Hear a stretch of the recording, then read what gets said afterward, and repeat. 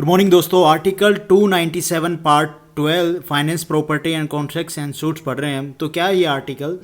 Things of value within territorial waters और continental shelf and resources of the exclusive economic zone EEZ to vest in the union. अब क्या है ये article कि India के तीनों तरफ वाटर है भैया, तो जो ओशन है वाटर है उसके ऊपर कितना अथॉरिटी है, अथॉरिटी किसका होगा? यूनियन गवर्नमेंट का होगा। और कितना होगा ये बता रहे हैं इस आर्टिकल में। तो फटाफट इसके 3 क्लोज हैं, हम समझ लेते हैं क्या है, एक बेसिक्स आइडिया ले लेते हैं इस आर्टिकल का। पहला क्लोज है all land minerals and other things of value underlying the ocean within the territorial water of the continental shelf or the exclusive economic zone of India shall vast in the union and be held for the purpose of the union। देखो यार, water की बात करें ना तो सारी power किसके पास है? सेंटर के पास है भाई। ऐसा नहीं है कि भाई साउथ में सारा जो साउथ है वो वाटर से घिरा हुआ है, तो केरला के पास जो इंडियन ओशन है उसको बोलेंगे भाई केरला को चला जाएगा, ऐसा नहीं होगा। जो भी हमारे ओशन हैं, जो भी लेक हैं, वो सारे किसको बिलोंग करते हैं? सेंटर को बिलोंग करते हैं। ठीक है, जो भी वाटर से रिलेटेड जो भी चीज़ें हैं। एक बात ये हमें सिंपल सी समझ आ गई। उसके बाद अगर हम देखें तो व्हाट इज़ टेरिटोरियल वाटर क्या होता है भैया? Up to 12 nautical miles in water, वो इंडिया का होता है। 12 नॉटिकल माइल्स तक जो वाटर है वो है इंडिया का, उसको हम बोल देंगे टेरिटोरियल वाटर। सिंपल सी बात है। अगर एग्जाम में क्वेश्चन बनता है कि भैया जो समुंदर का पानी है वो कितना इंडिया को बिलोंग करता है, तो 12 नॉटिकल माइल्स तक क्या है वो इंडिया को बिलोंग करता है। उसमें कोई वो बिल्कुल राइट है उसके ऊपर इंडिया का, ऐसा नहीं कोई उसमें एंटर कर जाएगा, नहीं नहीं। उसके बाद भाई व्हाट इज़ ये कॉन्टिनेंटल शेल्फ जो हमने पढ़ा, ये क्या था?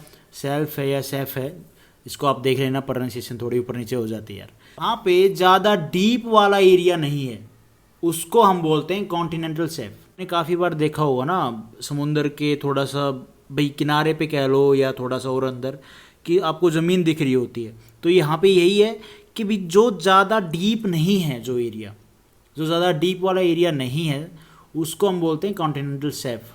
ठीक है। और उसके बाद है जी EEZ, एक्सक्लूसिव इकोनॉमिक जोन। अब ये क्या है भैया?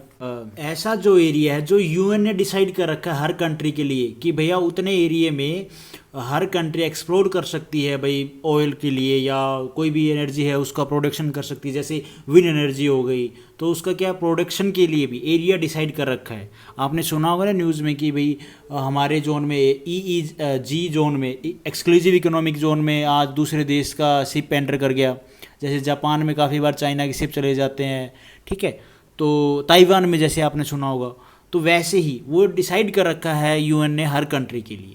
ठीक है, उस एरिया में क्या कर सकती है हर कंट्री अपना अपना वही एक्सप्लोर कर सकती है। जो भी कोई एनर्जी है, विंड एनर्जी के लिए काम कर सकती है, कोई वहाँ पे ऑयल है तो उसके लिए वो एक्सप्लोर कर सकती है, ढूंढ सकती है, निकाल सकती है, प्रोडक्शन कर सकती है। ये है इसका मतलब EEG का। Second close, all other resources of the exclusive economic zone of India shall also vast in the union and be held for the purpose of the union. भाई अदर रिसोर्सेज भी होते हैं भाई, आप समुंदर में जाओगे तो आपको बहुत सारे रिसोर्सेज मिलते हैं।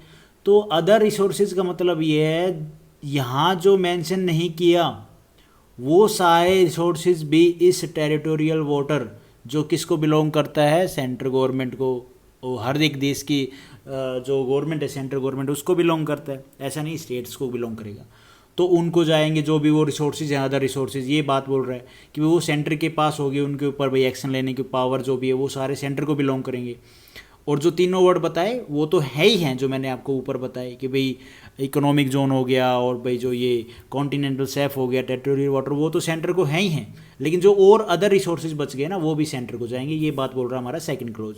उसके बाद है third close, the limits of the territorial waters, the continental shelf and exclusive economic zone and other maritime zones of India shall be such as may be specified from time to time by or under any law made by parliament। ऊपर तीनों point बताए थे ना, जो exclusive economic zone हो गया, territorial water हो गया, कॉन्टिनेंटल शेल्फ हो गया, भाई इनका एरिया कितना होगा। तो इन तीनों का एरिया पार्लियामेंट लॉ बना के बताएगी टाइम टू टाइम। ये बात बोल रहा है हमारा थर्ड क्लोज। सिंपल सी बात है भाई, टेरिटोरियल वाटर का जैसे 12 नॉटिकल माइल्स था, ठीक है, तो इनका एरिया कहाँ तक है, कितना होगा, तो वो सारा पार्लियामेंट लॉ बना के और बताएगी कब, टाइम टू टाइम, जब भी नीड होती है, जैसे भी रूल के हिसाब से। तो यही था हमारा article 297। Thank you for watching this video. Video आपको ठीक लगी तो लाइक करना, चैनल पे नए हो तो भाई सब्सक्राइब करना।